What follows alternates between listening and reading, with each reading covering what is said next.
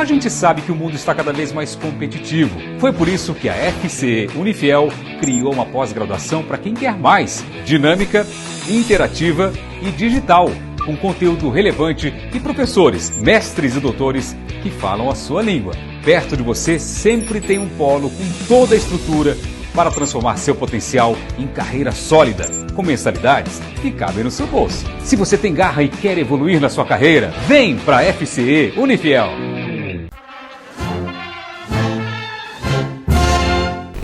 Olá, amigos do programa Patriotas em Ação.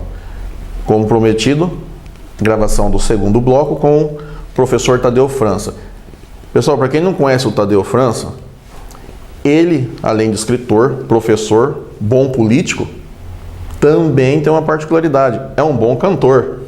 Eu estive com ele no Evangelho, nos Arautos, onde está o meu sobrinho Eduardo e o sobrinho neto dele, e ele fez uma dupla cantando uma música em latim, foi isso? Em latim, né? Cantou em latim. Pessoal, ele é afinado, pode ir pro Ídolos, que ele passa uma música linda. Ele e o Dudu, que tem 12 anos, né? Sim. Fizeram uma dupla. Como chama uma dupla quem canta em latim? Olha... Não tem um nome específico ainda? Não vi o nome específico lá, né? Tio e sobrinho. Tio e sobrinho. Ele é afinado, cantar uma música muito bonita. E tem talento. O senhor nunca levou para esse lado, mostrar o talento de cantor?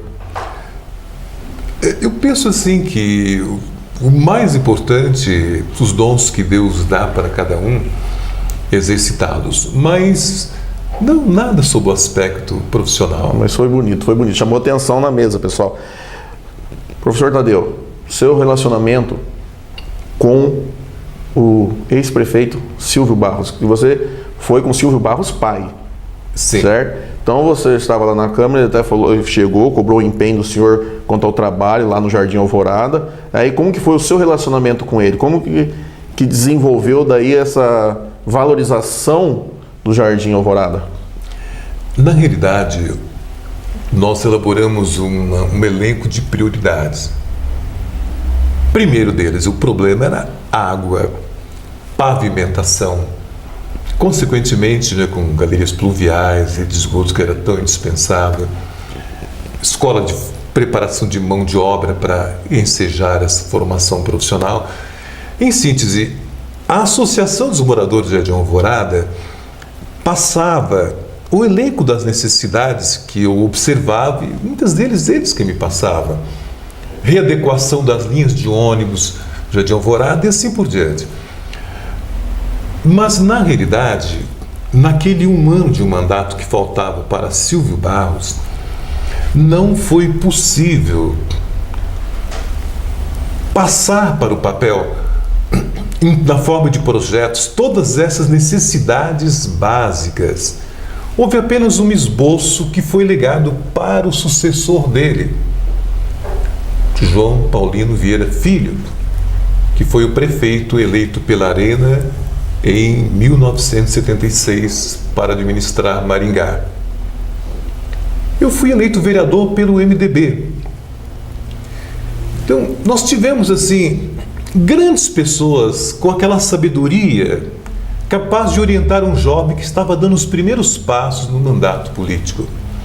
Uma delas, pessoas que residiam em bairros que eram da mais absoluta confiança, mesmo do antigo MDB. Tadeu, o mais importante a partir de agora é um partido que se chama o Bem-Estar de Maringá. O mais importante é você não se deixar amarrar. Se é do partido oposto ao meu, não é o seu inimigo.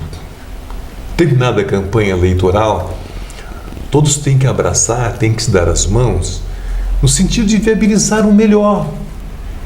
Eu poderia citar um exemplo só para lembrar. Nós temos a fazendinha em Iguatemi, extensão da Universidade Estadual de Maringá. Era um anseio da universidade ter uma área para os nossos alunos voltados para a agricultura, os cursos ligados à agricultura, para poderem viabilizar sua prática, o seu estágio. Esta área era reivindicada pela Embrapa. Então a primeira reunião multipartidária, que eu diria, foi com relação a isso. Envolvendo quem? Todas as pessoas que podiam dar uma contribuição na época para que essa extensão que tornou-se realidade para o EM viesse a ser de fato realidade. Então o reitor era o Rodolfo Púrpura. O ministro era o senhor Ney Braga. Que veio a ser governador. Exatamente. Nós tínhamos a presença do Dom Jaime Luiz Coelho, que realmente ele se tornou assim como alguém envolvido imensamente com os interesses da universidade. Então, quando eu fui conversar com o reitor, nós já propusemos isso aí. Porque nós temos necessidade do prefeito João Paulino estar presente. Então, foi numa reunião na própria Cúria Diocesana de Maringá. Lá estava o ministro da Agricultura, João Paulino, eu, humilde vereador do MDB, o então reitor Rodolfo Púrpura. Ou seja, foi um aprendizado de que é preciso ter em vista o bem comum e hoje, até hoje está lá em Guatemi. Esta área que é de suma importância para Maringá. O representante do bairro, que era o senhor João Barres, pai do vereador Anivaldo Barres, a quem devo a honra de ter sido agraciado recentemente pelo título de cidadão benemérito de Maringá. Ou seja, a nossa atuação foi assim: política partidária é uma realidade, mas o bem-estar de Maringá é outro.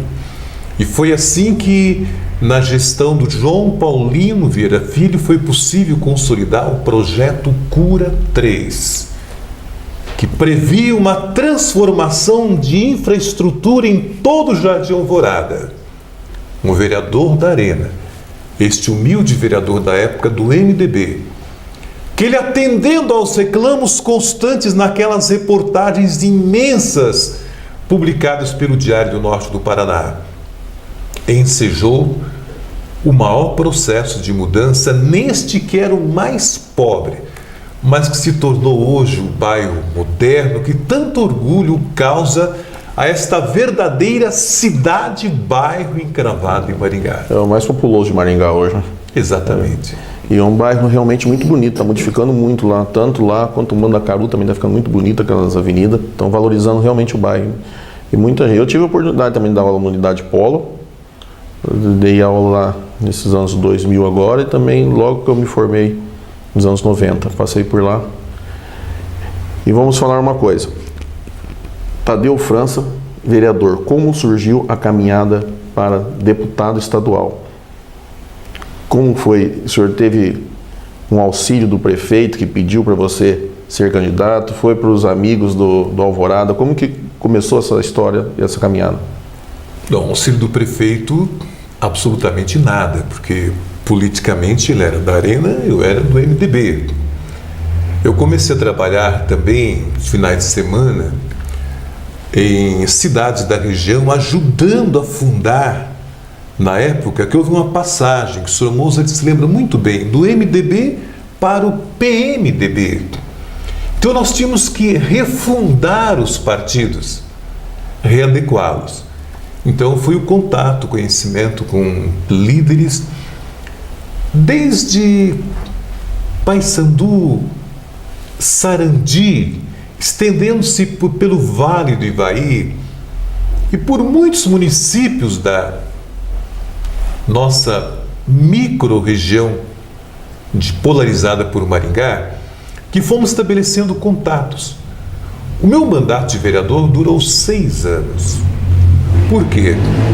O governo da época, da presidência da República, comandada pelo general João Batista Figueiredo, entendeu que seria uma estratégia melhor de vencer eleições contra um MDB que se fortalecia se prorrogasse os mandatos.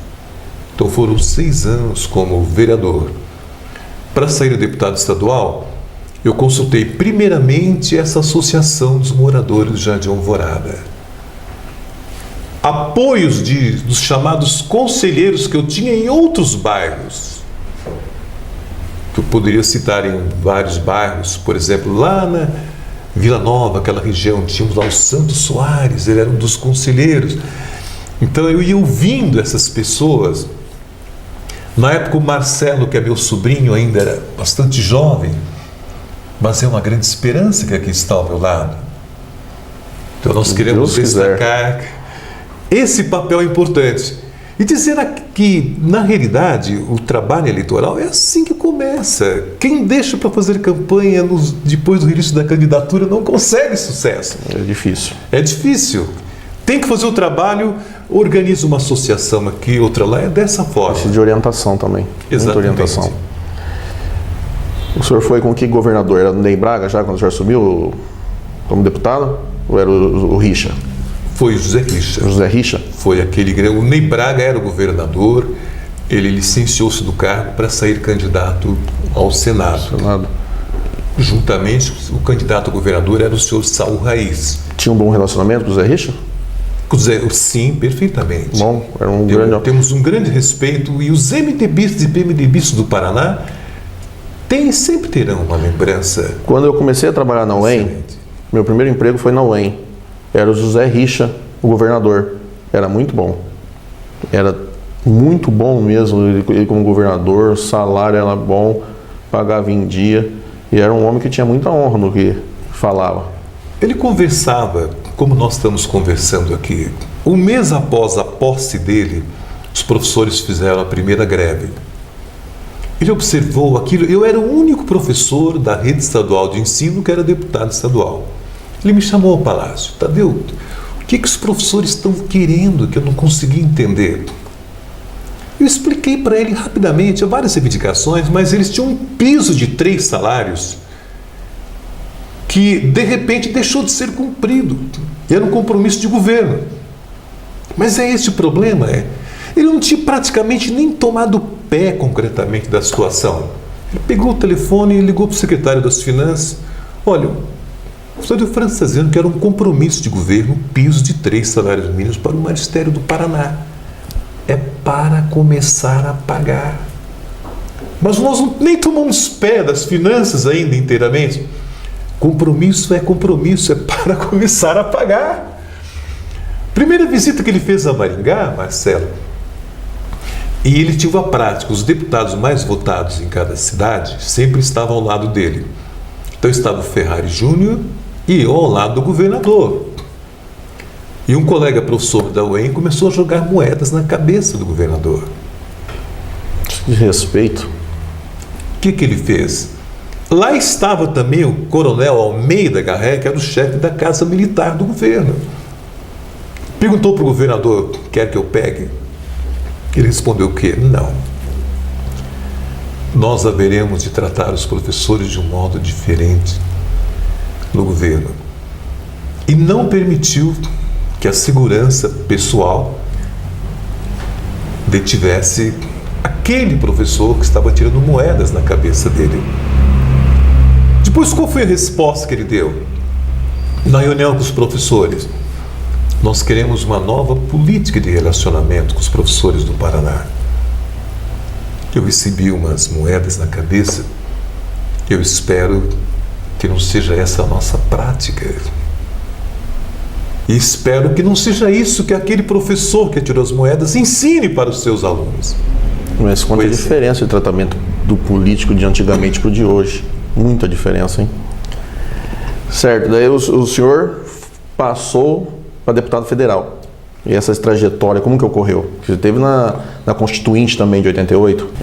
E quando o senhor estava deputado estadual, como foi o processo para ir para deputado federal? Você foi eleito deputado federal e você participou da Constituinte também.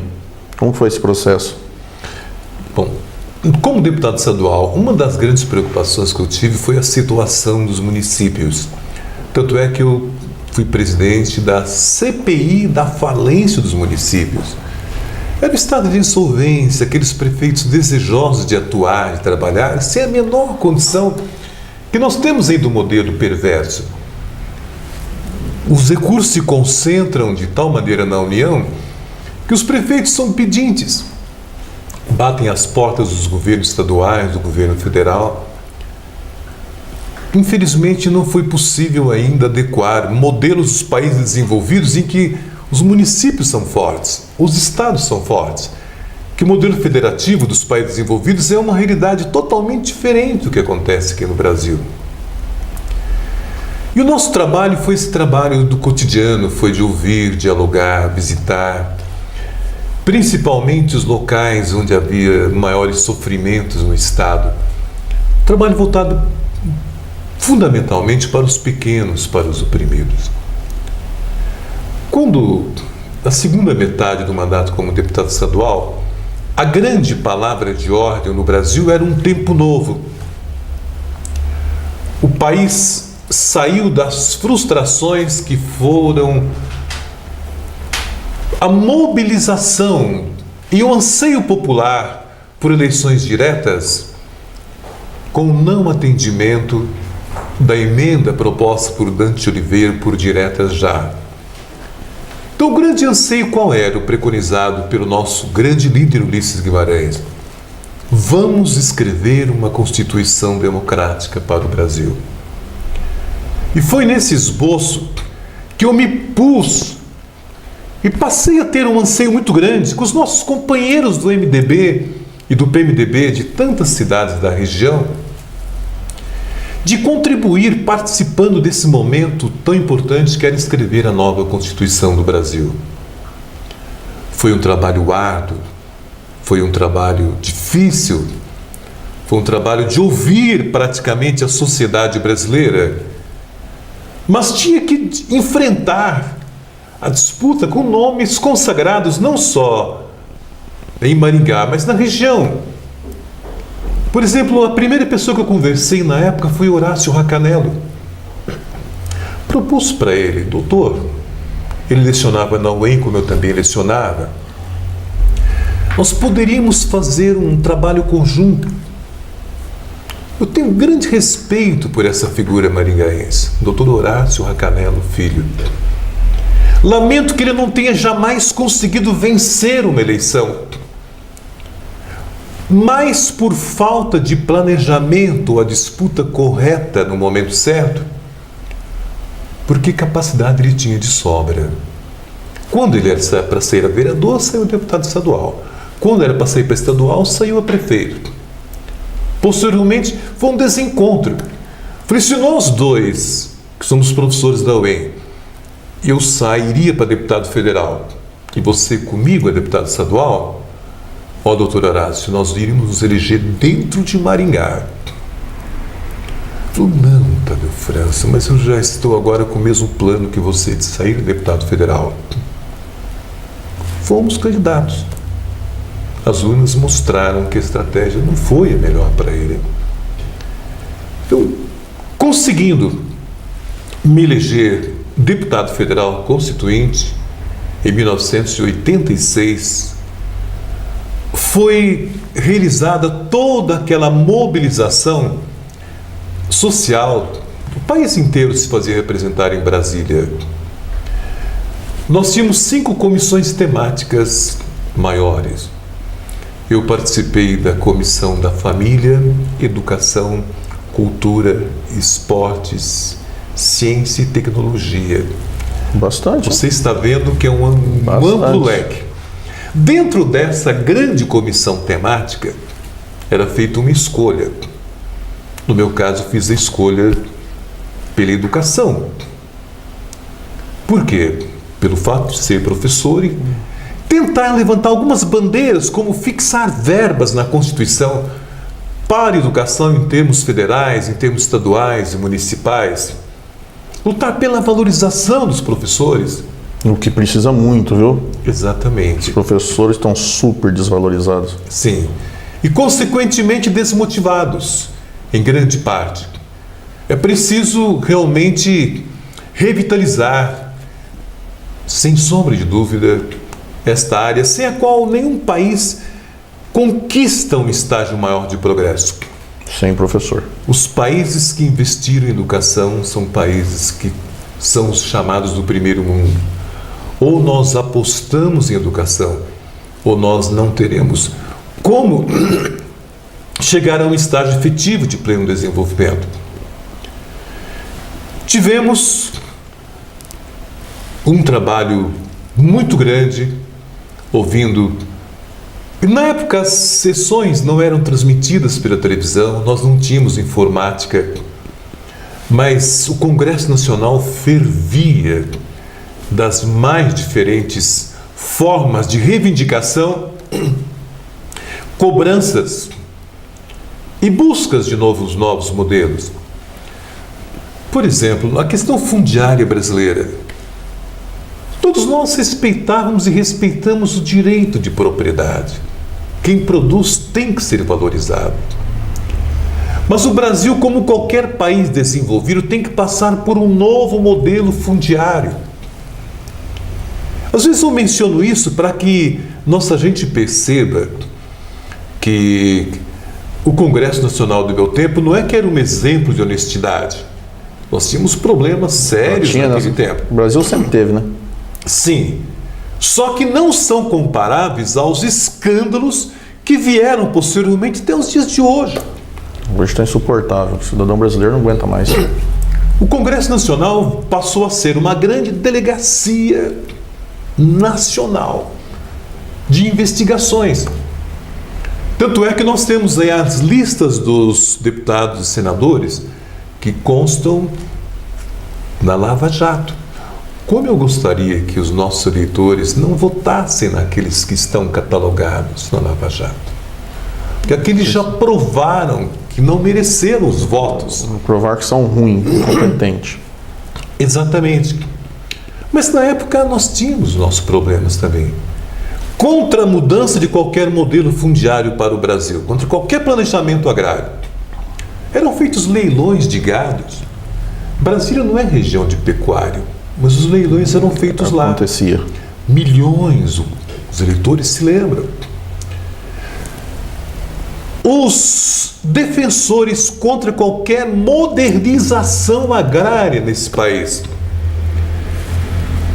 levavam dinheiro em espécie, em malas, aquelas famosinhas pastas, iam conversar com o deputado nos gabinetes. O Brasil tem que continuar como está, nada de mudanças. Nós aqui estamos com a região que o deputado representa, todas as creches, hospitais, asilos, orfanatos. E nós gostaríamos, assim, deputado, longe de nós a ideia de suborná-lo. Queríamos deixar um valor para o deputado, em dinheiro mesmo, dinheiro vivo, para que o deputado pudesse entregar para suas creches, para os seus asilos, para os seus orfanatos. Porque, em reconhecimento da nossa gratidão, sabemos que da lisura do deputado, da honestidade, todo aquele florinho que você está entendendo. Ou seja, a tentativa de subornar, de comprar, nós não conseguimos, assim, transformar o modelo antigo, arcaico, no modelo moderno, produtivo e dinâmico para o nosso país. Infelizmente, isso ocorre no Brasil há muitos anos. Né? Exatamente, o casuísmo. O presidente da República, com o falecimento de Tancredo Neves, era o José Sarney. Sarney, os fiscais do Sarney. Os fiscais de Sarney, que também faz parte da Lava Jato. Então, infelizmente acontece isso no Brasil há muitos anos. Eu sei que o senhor tem muita história para contar. Vou ter que chamar o senhor para vir aqui de novo, para continuar essa conversa, porque é muita história, uma história muito bonita. O senhor, algumas partes que o senhor contou aí nos dois blocos, até me emocionei. E eu vou falar uma coisa para o cidadão de casa que eles não sabem. O Tadeu França é o segundo melhor jogador de tênis de mesa de Maringá. Só perde para o primeiro, mas eu não posso falar quem é o primeiro, mas nós já tiramos altas partidas de tênis de mesa. Esse homem faz de tudo, pessoal. E eu quero agradecer muito a sua presença, Tadeu, de já deixar o convite para você voltar aqui, para você continuar falando de política, uma conversa gostosa que a gente teve aqui. E vamos ver as pessoas saudosas do antigo Jardim Alvorada, que vão reconhecer essa sua fala aí e vão entrar em contato com o programa. A gente pode até trazer outro pessoal aqui para a gente ficar conversando e lembrar disso. É uma história muito gostosa, a história de Maringá. Eu gostei demais de ter entrevistado você e também o seu trabalho com os Vicentinos, que a gente pode tratar aqui num outro bloco. Eu queria que você deixasse para os amigos de casa suas considerações finais. Então, muito obrigado a você, Marcelo, para o convite, por estar aqui, a este nosso amigo Clécio, que aqui se encontra, ao pai dele, o Sr. Mozart, que ali permanece, e a quem eu dedico, humildemente, em nome do Sr. Mozart, é uma minha homenagem àqueles pioneiros de mãos calejadas, que com lágrimas, suor e sangue construíram a grandeza dessa nossa região noroeste do Paraná. Muito obrigado de coração, porque apostaram, e nós temos certeza que o Brasil um dia não será sinônimo de corrupção, de propinas, porque nós temos certeza que Deus haverá de conduzir, e se nós formarmos excelentes cidadãos, eles nunca vão se vender por propinas, porque no coração deles vai estar o amor por nossa gente, pelas gerações do amanhã. Muito obrigado a você que nos ouviu, e a certeza de que, apesar de todos os desastres, todos os desmandos, todos os paraísos fiscais, os bilhões que são furtados da mesa do trabalhador e que fazem com que 13 bilhões, ou melhor dizendo, 13 milhões de brasileiros continuem na vala do desemprego, tudo isso vai falar mais alto. O Brasil, Marcelo, é a terra mais agricultável do mundo. Se nós eliminarmos o cancro da corrupção, não nós talvez, mas nossos netos ainda verão enxergar a maior potência do mundo, chamada Brasil. Porque terras agricultáveis como esta não existem nem nos Estados Unidos, nem na Rússia e nem na China. Deus nos deu a matéria-prima, e o coração brasileiro humano, digno, honrado, vencedor, um dia, em nome de Deus, triunfará. Amém. Tadeu, muito obrigado pela sua presença. E eu tenho o prazer de poder chamar o senhor de tio Tadeu. Amigos do programa Patriotas em Ação, dispensa apresentações. Até o próximo programa. Nós nos veremos de novo aqui na CSC-TV, a TV na web feita para você. A gente sabe que o mundo está cada vez mais competitivo. Foi por isso que a FCE Unifiel criou uma pós-graduação para quem quer mais, dinâmica, interativa e digital, com conteúdo relevante e professores, mestres e doutores que falam a sua língua. Perto de você sempre tem um polo com toda a estrutura para transformar seu potencial em carreira sólida, com mensalidades que cabem no seu bolso. Se você tem garra e quer evoluir na sua carreira, vem para a FCE Unifiel.